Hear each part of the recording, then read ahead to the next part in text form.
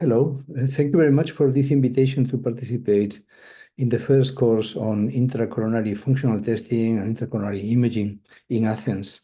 My name is Javier Escaned, and I'm going to share with you some views on how I use in clinical practice functional coronary testing. I've been using functional coronary testing for a long time. First time I used a Doppler guide wire was when I was a fellow in Rotterdam in 1992, more than 30 years ago. Here you have the cardiometric system that we were using at that time. And over the last 30 years, I've seen how gradually coronary physiology has been gaining more and more evidence, reaching the highest recommendation in the clinical practice guidelines. The adoption of intracoronary physiology varies a lot between countries, between hospitals, between operators. I'm going to discuss with you how we use it in our clinical practice in Hospital Clínico San Carlos. The first aspect I'm going to discuss with you is the value of coronary physiology to outline the cause of myocardial ischemia, which, according to the lectures that have preceded this one during the course, by now you already know that can have multiple origins. It may be caused by obstructive coronary artery disease, the dominant view, but of course it can be caused by vasomotor disorders affecting epicardial vessels of the microcirculation, or by derangements in the structure of microcirculation itself.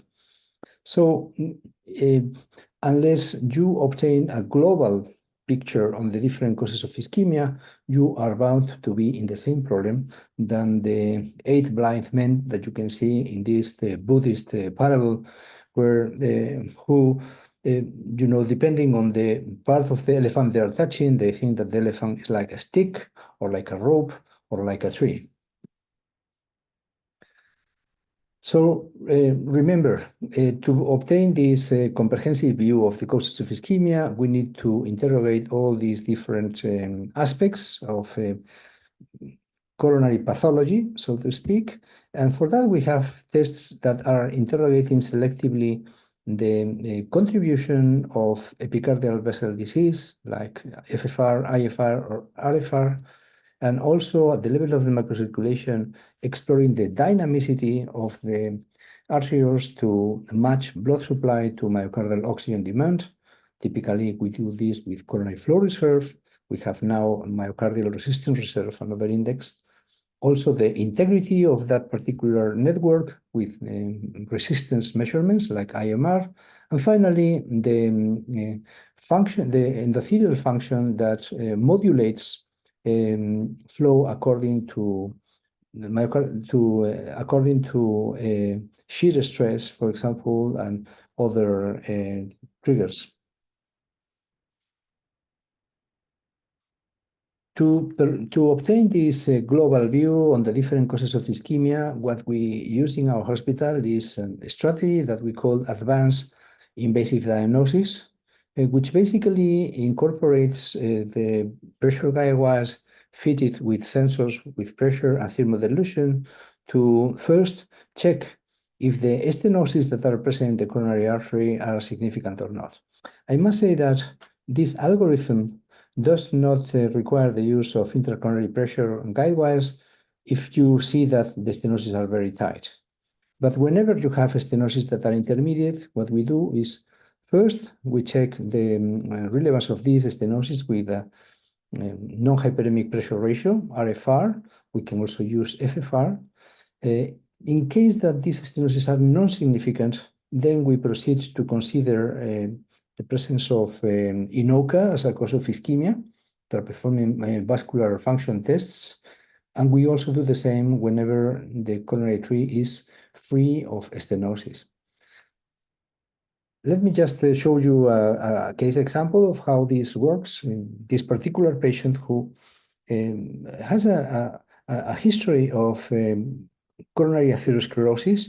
In the past, he was already assessed with functional testing because he had a stenosis, moderate stenosis in the circumflex with an FFR of 0.95. But now the patient comes back with exertional angina and an exercise test that shows ST segment depression and negative T waves in leads B3 and B6. Now, this is the angiogram obtained in the patient, where you immediately see the same type of stenosis that was interrogated in the past with a pressure guide wire. Now, let me show you the perspective of the clinician that was caring after this patient. The clinician said, okay, I have a stenosis, single stenosis in the coronary arteries, and I have a positive exercise test. So according to the clinical practice guidelines, I have all I need to say that this patient has ischemia caused by the stenosis, and I can proceed to percutaneous revascularization. But we know that this is perhaps, a too simplistic approach. What we did is, okay, before performing PCI, we assessed with RFR the severity of the stenosis, and we found that it was non-significant. So we proceeded to the next step. Is there something beyond the stenosis that is causing ischemia? And then we found that the coronary flow reserve was certainly abnormal in this patient, with bolus film dilution was 1.6. The IMR, the resistance, was normal, and the acetylcholine testing was normal. So you can see then my perspective after functional testing. The stenosis is not accounting for the ischemia in this patient.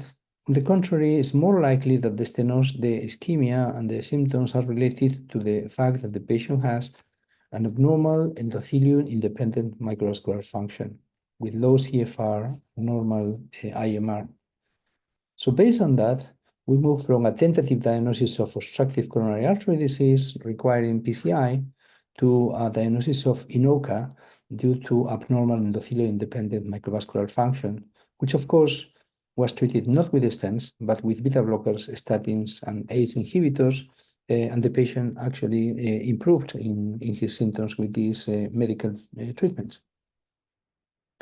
Another case, a lady who has cardiovascular risk factors, like you can see here, a history of chest pain and fatigue, and SPECT that shows moderate inferior ischemia, and a CT angiogram that reveals that there is a stenosis in the proximal segment of the RCA. So rightly, she was referred for invasive coronary angiography, which actually revealed that the stenosis was not that severe in the angiogram, as frequently happens in the right coronary artery, and there were no stenosis in the LAD. But now the patient is in the cath lab. You cannot miss the opportunity to provide a better understanding of what happens to the patient. It's a great opportunity for the patient to understand better if she has ischemia of another cause. So the physician at that particular point say, okay, I see that stenosis is not significant. So what I'm going to say is that, I understand that the patient has atherosclerosis. I will keep her on secondary prevention, but this chest pain must have a non-cardiac origin. But what we did is, as I say, take the opportunity that the patient was there and perform the algorithm for complete interrogation of the coronary function. The stenosis, of course, was non-significant, as you can see here, RFR of 0.97. Coronary flow reserve was normal, 3.9. Resistance in the microcirculation were normal, but when the patient was examined or interrogated with acetylcholine testing, then immediately we noticed that there was a vasomotor disorder with a spasm appearing in the right coronary artery. And actually, you can see here this spasm with associated EKG changes in response to acetylcholine infusion in the right coronary artery and development of the same symptoms that she was complaining. So my perspective after this functional testing is that this patient has epicardial vessel spasm, and therefore we move from a tentative diagnosis of chest pain of non-cardiac origin that was proposed by the clinical cardiologist together to a diagnosis of having a vasomotor disorder causing spasm that was addressed with calcium channel blockers, statins, and ACE inhibitors.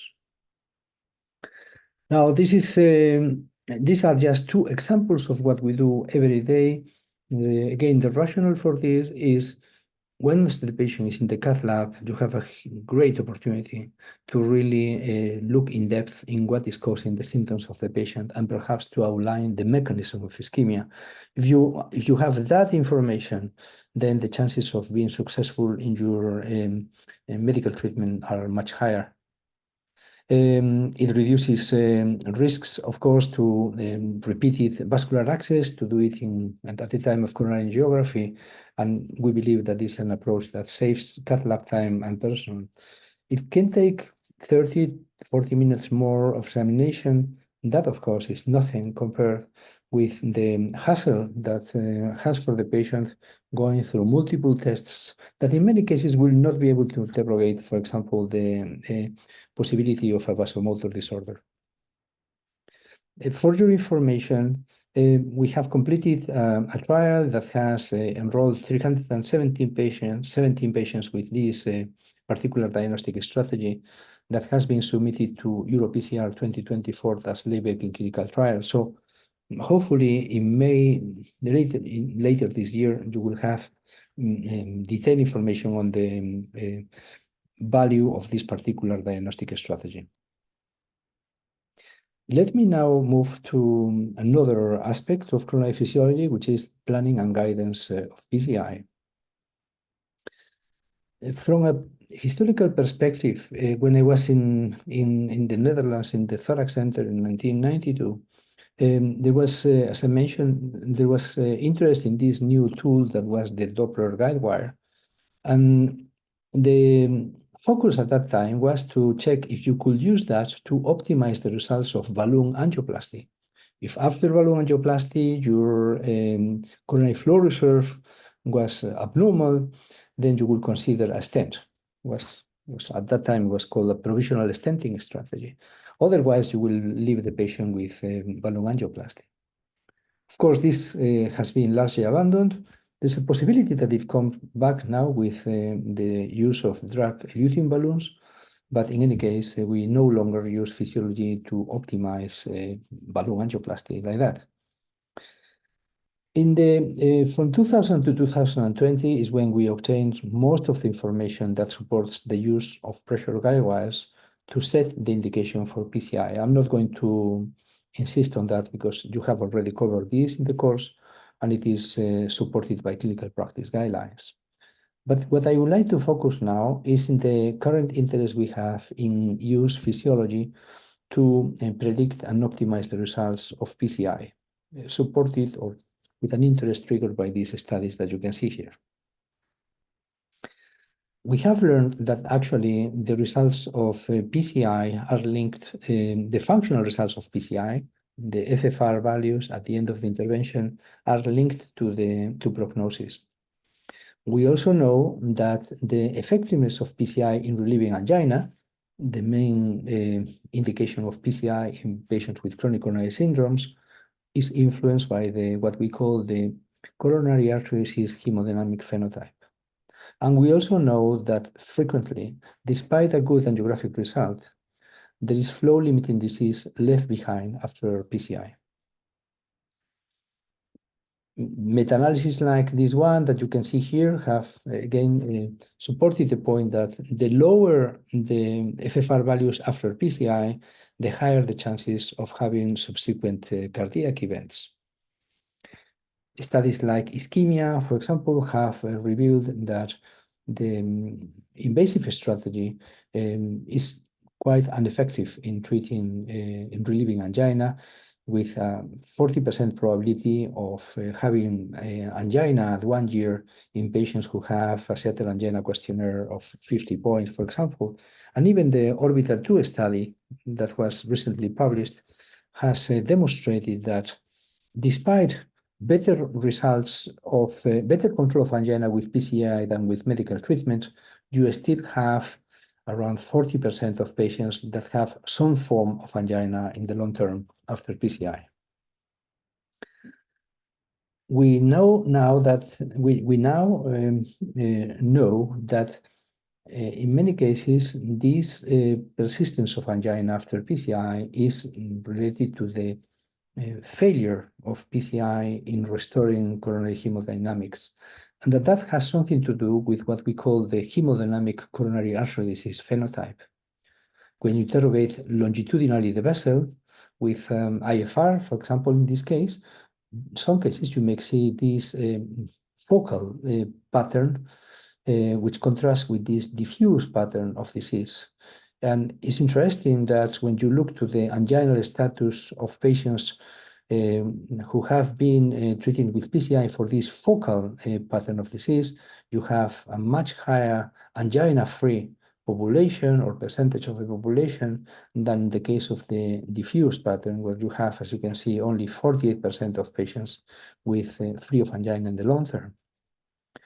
Why is this cause? Well, it's simply, or perhaps that's what we believe, because when you have a diffuse pattern of disease, it is much more likely that there is residual disease, flow-limiting disease, distal to the stented site or proximal to the stented site, or even, you have a less good result at the stented site from a hemodynamic standpoint. And this is something that we learned from this study, the DEFINE PCI study that performed a blinded analysis of a pressure pullback at the end of the procedure, demonstrating that in about a quarter of the cases, despite a good angiographic result, you have flow-limiting disease left behind.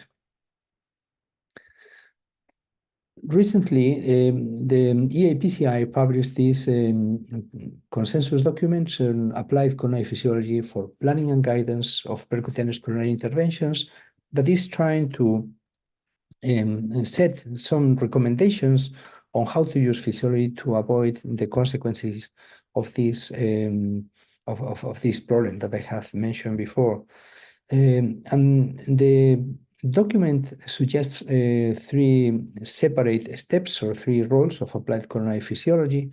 The first one is to use it to plan and to plan PCI and to simulate the functional results of PCI, knowing not only that there is flow-limiting disease, but to make sure that you can amend, that you can solve this specific pattern of disease by making in silico simulation with tools that you will see in a second.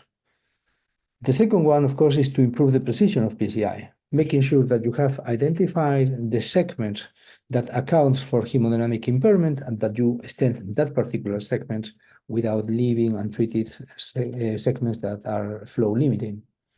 And the third one is to verify that you have obtained what you expected at the very beginning, and in case that that's not the case, to optimize the procedure using physiology as a reference.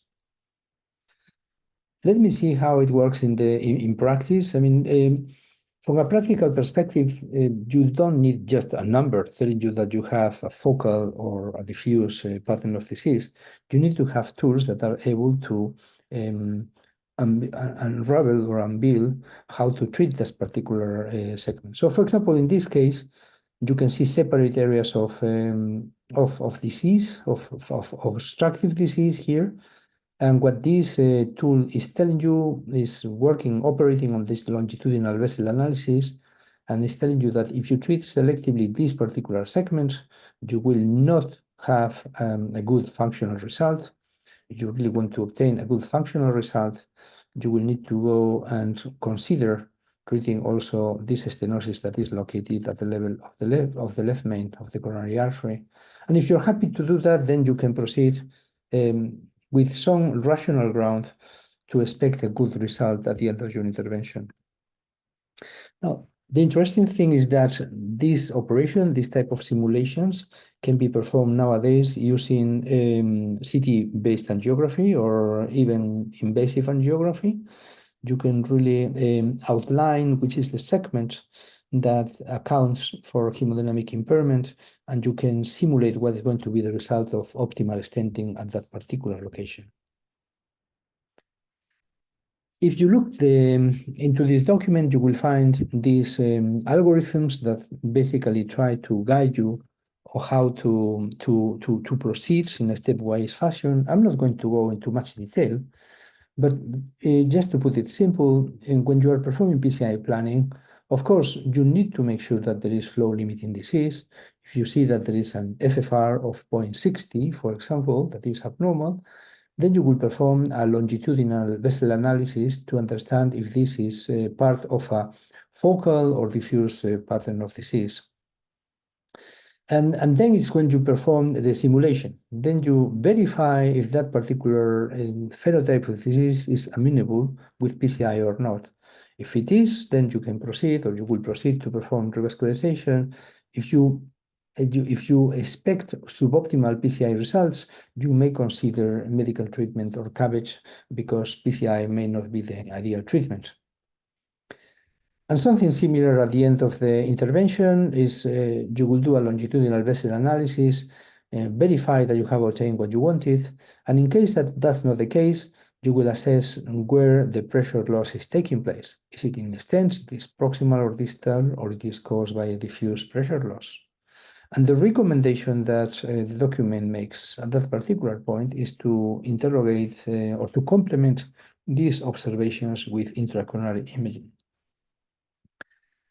The reason for that is because there are many phenomena occurring after PCI that may account for this impairment in final fractional flow reserve or any other physiological index.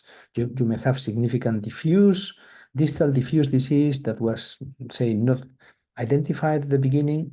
As I say, if you perform a proper planning, you should have already ruled out this, but you may have also stent under expansion, you may have stent dissections, you may have hematoma. There are multiple causes for an abnormal FFR results at the end of the intervention. And the key message here is that you should not overreact when you see an abnormal FFR or IFR value at the end of the intervention. You instead, and as it is always recommended, particularly in complex intervention, you should verify with intracoronary imaging what is the substrate for that particular pressure loss before embarking into performing optimization. My final slide is a personal view on how to put this together in a type of state-of-the-art PCI scheme. I think that we always try to use risk scores beforehand to determine what is the optimal type of revascularization, making sure that that in a patient that you are considering PCI, that the cause of ischemia is obstructive coronary artery disease.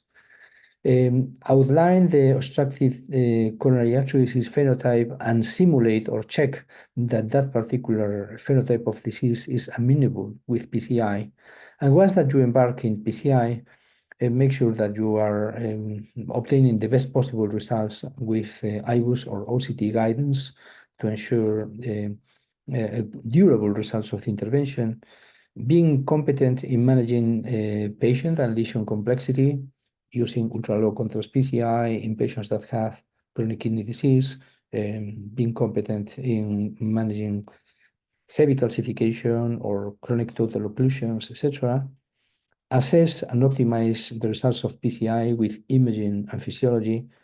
Always implement optimal medical treatment as the best possible way to prevent progression of obstructive coronary artery disease. This is what we form part of performing high-quality revascularization after setting the indication and predicting PCI effectiveness. I hope that these discussions or that these viewpoints that I have shared with you are valuable in the context of the very interesting lectures that have been delivered in this course. And hopefully it will trigger also some discussions now. I wish you a very enjoyable course in Athens, and I look forward to seeing you in the future. Thank you.